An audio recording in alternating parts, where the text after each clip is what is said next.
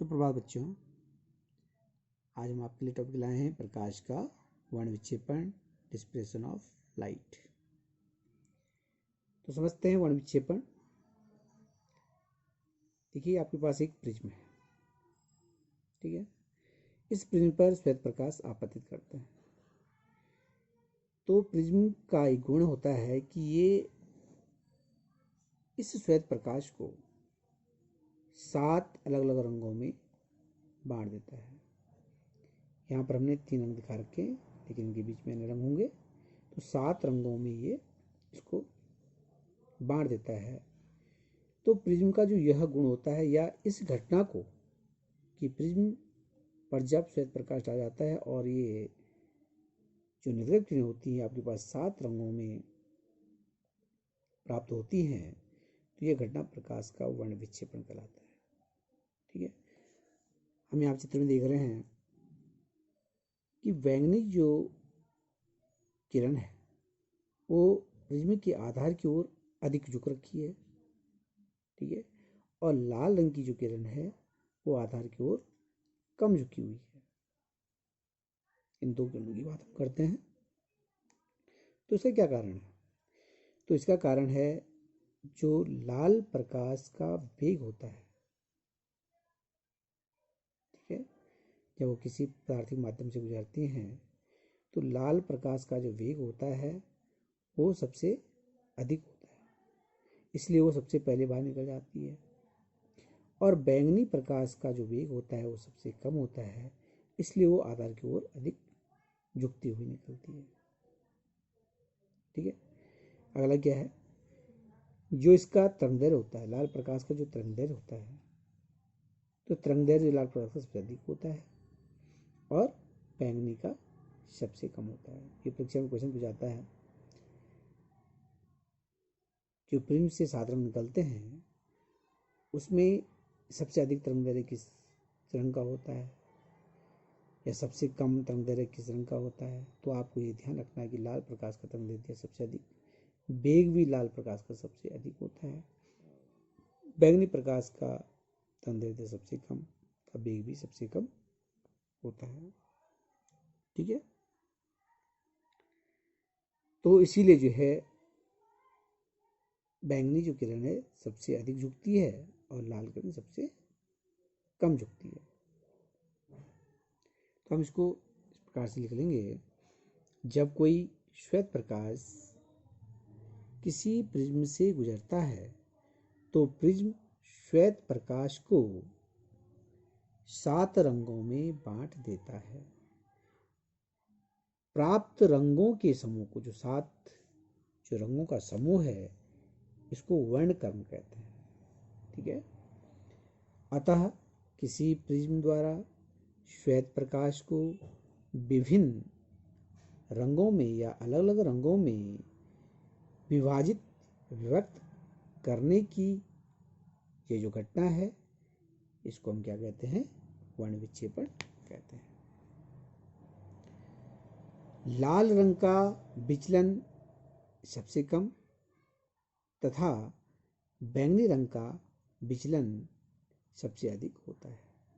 विचलन का मतलब है कि ये कितनी झुक रही है, आधार की ओर कौन सी किरण कितनी झुक रही है। तो बैंगनी रंग सबसे अधिक झुक रही है तो इसका विचलन जो है सबसे अधिक होता है, और लाल रंग सबसे कम झुकती है, इसका विचलन सबसे कम होता है। विचलन जो है लाल का सबसे कम होता है और बैंगनी का सबसे अधिक होता है, ठीक है।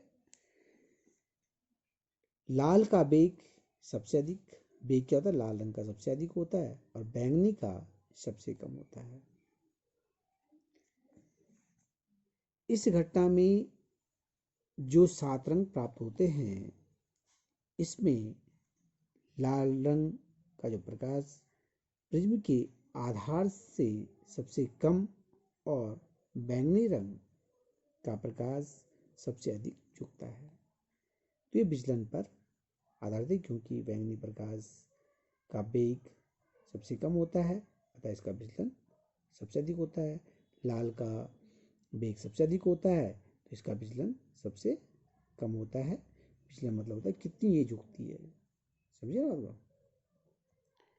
वैज्ञानिक कौची के अनुसार, कौची वैज्ञानिक ने उन्होंने ये सूत्र दिया है n बराबर a plus B upon lambda square, जहाँ पर a और b जो नियतांक हैं, n जो पदार्थ का अपूर्णांक है, a और b पदार्थ का नियतांक है, और लैम्डा किसी विशेष रंग के लिए तरंगदैर्घ्य है।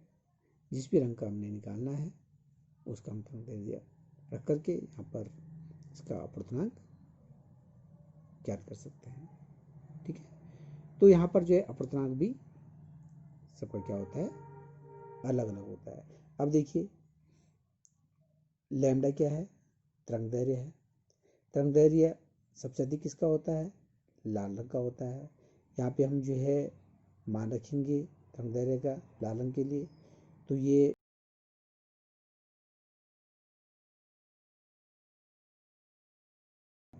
अधिक हो जाएगा। ये जितना अधिक होगा अपूर्णांक का मान उतना ही कम होगा। ठीक है, ये व्युत्क्रमानुपाती पाती हैं। तो लैम्डा का मान जितना अधिक होगा एन का मान उतना ही कम होगा। लैम्डा का मान कम होगा, अपूर्णांक का मान अधिक होगा। तो यहाँ पे हम समझ सकते हैं कि लाल रंग का जो तरंगदैर्घ्य है वो सबसे अधिक है, तो इसका अपूर्णांक सबसे कम होगा।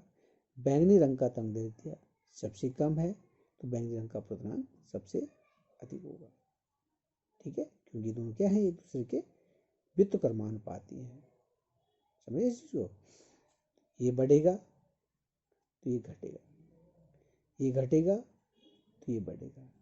तो ये कम किसके लिए है, ये बैंगनी के लिए, तो बैंगनी का अपूर्णांक क्या होता है, सबसे अधिक होता है। ये लाल रंग का क्या होता है, सबसे अधिक होता है, तो लाल रंग का अपूर्णांक क्या होता है, सबसे कम होता है। तो परीक्षा में पूछा जाता है कि किस रंग का अपूर्णांक सबसे अधिक और किसका सबसे कम होता है, तो आप उसको आराम से बता सकते हैं कि जिसका तरंगदैर्घ्य सबसे अधिक होता है उसका अपूर्णांक सबसे कम होता है, यानी कि लाल रंग का तरंगदैर्घ्य सबसे अधिक होता है तो उसका अपूर्णांक सबसे कम होता है। बैंगनी प्रकाश का तरंगदैर्घ्य सबसे कम होता है तो उसका अपूर्णांक सबसे अधिक होता है। ठीक है, चूंकि लाल रंग की तरंगदैर्घ्य सबसे ज़्यादा तथा बैंगनी रंग की तरंगदैर्घ्य सबसे कम होती है, अतः लाल रंग का अपूर्णांक सबसे कम तथा बैंगनी रंग का अपूर्णांक सबसे अधिक होता है। अतः n is proportional to 1 upon lambda square. तो n क्या होता है, लैम्डा स्क्वायर के व्युत्क्रमानुपाती होता है। वर्ग के, वो भी किसके है, वर्ग के व्युत्क्रमानुपाती होता है। इस सूत्र से स्पष्ट है कि अपूर्णांक प्रकाश की तरंगदैर्घ्य के वर्ग के व्युत्क्रमानुपाती है, अर्थात लैम्डा का मान बढ़ने पर n का मान कम होगा। ठीक है, तो इस प्रकार से यहाँ पर आप वर्ण विक्षेपण को याद करेंगे। अगला टॉपिक लेते हैं कोणीय वर्ण विक्षेपण। तो देखिए यहाँ पर हमने चित्र में समझना है इसको, ये हमारा श्वेत प्रकाश है जिसको हमने प्रिज्म पर आपतित किया है।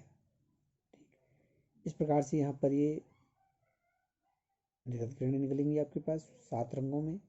तो हम 2 रंगों को लेंगे, लाल रंग का और बैंगनी रंग का। ठीक है, इन निर्गत किरणों को जब हम पीछे की तरफ बढ़ाते हैं, इस प्रकार से पीछे की तरफ डॉट डॉट करके बढ़ाएंगे, तो जहाँ पर ये मिलती हैं इन किरणों के बीच जो कोण बनता है, ठीक है, इस कोण को हम कोणीय वर्ण विक्षेपण कहते हैं और इसे थीटा से प्रदर्शित करते हैं।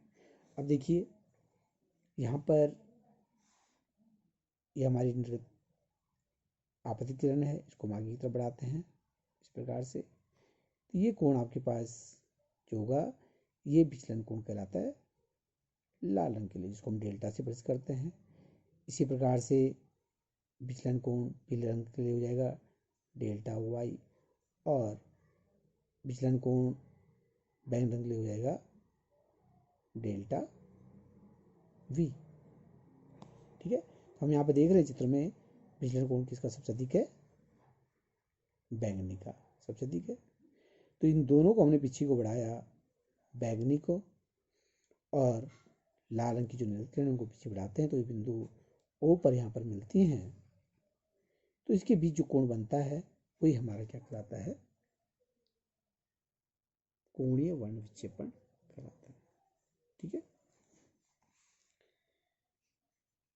वर्ण विक्षेपण की घटना में किन्हीं दो रंगों की निर्गत किरणों के बीच के कोण को, किन्हीं दो रंगों की निर्गत किरणों के बीच के कोण को कोणीय वर्ण विक्षेपण कहते हैं।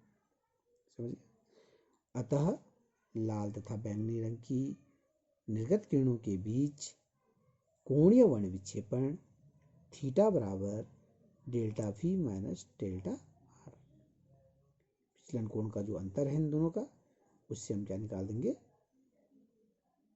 थीटा का मान निकाल देंगे। डेल्टा V का मान हमने अल्पतम विचलन कोण में पढ़ा था, delta M that is equal to n-1 into A। तो यहाँ पे डेल्टा M की जगह क्या रखेंगे, V के लिए निकालेंगे तो डेल्टा V लिख लेंगे, तो इसको हम लिख लेंगे डेल्टा V बराबर NV-1 इंटू A और डेल्टा R लिख देंगे NR-1 इंटू A। किसी निकला ये डेल्टा M बराबर, जो अल्पतम विचलन निकला था, डेल्टा M बराबर n-1 इंटू A। तो अलग रंग को निकालना हमने, रंग के अनुसार हम इसको लिखेंगे, M की जगह डेल्टा B रंग के लिए हो जाएगा ये, और ये लाल रंग के लिए हो जाएगा।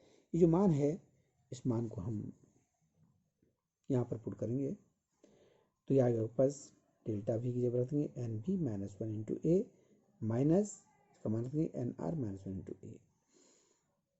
A दोनों में है, कॉमन ले लेंगे तो ये बच गया आपका NV-1 minus NR-1, A common ले लिया, इसको खोल दीजिए, NV-1 माइनस इसको लेंगे यहाँ पर तो माइनस हो जाएगा, प्लस हो जाएगा, तो N NR प्लस 1, 1 से 1 कट जाएगा, क्या बचा हमारे पास NV-NR इंटू A। तो इस प्रकार से थीटा बराबर हो जाएगा NV-NR इंटू A। तो इस सूत्र से हम क्या कर सकते हैं, कोणीय वर्ण विक्षेपण का मान ज्ञात कर सकते हैं। ठीक है, जहाँ पर आपके पास A क्या चीज़ है, A जो है प्रिज्म का कोण होता है। ठीक है, अगला हमारे पास टॉपिक है वर्ण विक्षेपण क्षमता, जो डिस्पर्शन पावर है। तो जब श्वेत प्रकाश प्रिज्म पर आपतित होता है तो यह 7 रंगों की किरणों में विभाजित हो जाता है। यह क्या कहलाएगा आपका पास, वर्ण विक्षेपण कहलाता है। ये वर्ण विक्षेपण होता है घटना। अतः वर्ण विक्षेपण की घटना में बैंगनी तथा लाल रंग की निर्गत किरणों के बीच उत्पन्न कोणीय वर्ण विक्षेपण, जब हम किरणों को पीछे की तरफ बढ़ाते हैं तो जहाँ पर मिलते हैं तो उनके बीच जो कोण बनता है, जिसे हम क्या कहते हैं, कोणीय वर्ण विक्षेपण। तो वही कोणीय वर्ण विक्षेपण के अंतर तथा मध्य किरण यानी कि पीली के विचलन कोण के अनुपात को उस पदार्थ की वर्ण विक्षेपण क्षमता कहते हैं। इसे ओमेगा से प्रदर्शित करते हैं। ठीक है, या हम इसको इस तरह से परिभाषित कर सकते हैं वर्ण विक्षेपण क्षमता को कि कोणीय वर्ण विक्षेपण यानी कि थीटा और पीले रंग की जो किरण है उसका विचलन कोण के अनुपात को वर्ण विक्षेपण क्षमता कहते हैं। ठीक है, ओमेगा बराबर थीटा अपॉन डेल्टा वाई, इस प्रकार से भी हम इसको परिभाषित कर सकते हैं। कोणीय वर्ण विक्षेपण किसके लिए, बैंगनी और लाल रंग के बीच कोणीय वर्ण विक्षेपण और पीले रंग के विचलन कोण के अनुपात को वर्ण विक्षेपण क्षमता कहते हैं। इसको आप ढंग से समझ लीजिए। यदि बैंगनी, लाल और पीले रंग के लिए वर्ण विक्षेपण कोण क्रमशः वर्ण विक्षेपण कोण यानी कि विचलन कोण डेल्टा वी, डेल्टा आर और डेल्टा वाई हो तो ओमेगा बराबर delta V minus delta R upon delta Y. समीकरण नंबर 1 ये हम जानते हैं क्योंकि delta V that is equal to N V minus one into A, delta R बराबर N R minus one into A और डेल्टा वाई बराबर N Y minus one into. ठीक है, ये हमने यहाँ पे भी लिखा हुआ है। ये जो मान है यहाँ पर डेल्टा वी, डेल्टा आर और डेल्टा वाई की जो मान है इनको हम रखेंगे तो आपके पास ये आएगा समीकरण 1 में मान रखने पर ओमेगा बराबर N B minus one into A minus N R minus one into A upon N Y minus one into A common ऊपर कॉमन ले लेंगे तो बचे हमारे पास N B minus one minus N R minus one A common ले लीजिए बटे N Y minus one into A से ए कट जाएगा। यहाँ पर क्या बच गया ओमेगा बराबर N B minus one minus N R plus one upon N Y minus one, one से वन कट जाएगा तो ओमेगा बराबर N B minus N R upon N Y minus one. तो ये आपके पास वर्ण विक्षेपण क्षमता का सूत्र है। तो इस प्रकार से आप वर्ण विक्षेपण क्षमता को ज्ञात कर सकते हैं। ये काफ़ी इंपॉर्टेंट क्वेश्चन है ये भी, तो आप इसको जो है ध्यान से इसको पढ़िए और कहीं पे कोई दिक्कत आती है, कोई बात समझ में नहीं आती है तो आप फिर हमसे पूछ सकते हैं। ओके।